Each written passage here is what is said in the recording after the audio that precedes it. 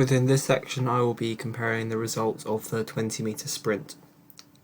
In response to the 20-metre sprint, firstly it is important to note that the greater the time, the slower the performer was,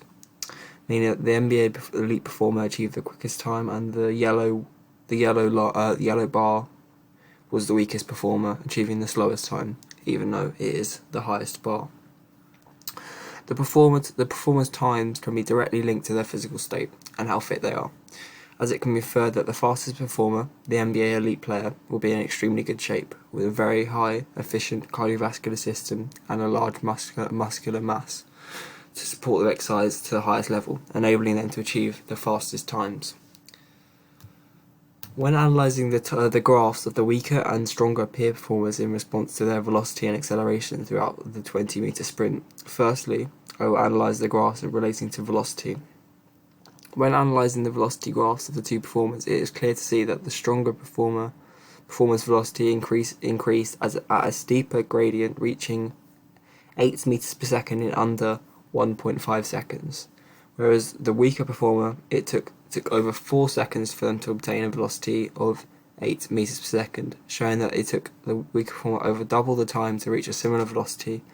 that the stronger performer achieved in under 1.5 seconds, therefore showing that the stronger performer will be able to gain velocity significantly quicker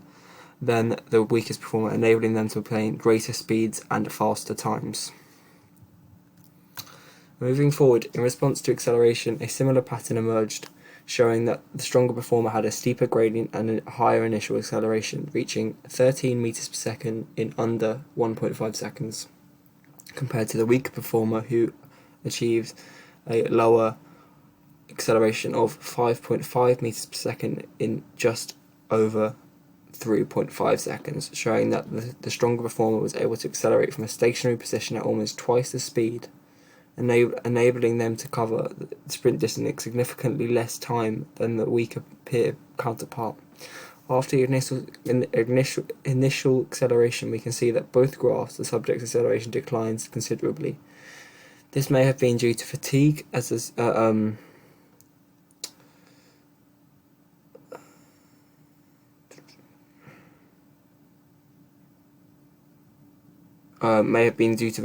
subjects were unable to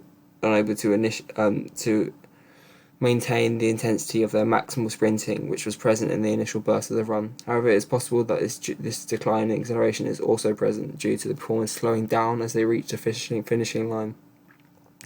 to prevent themselves from just running straight off past the finishing line,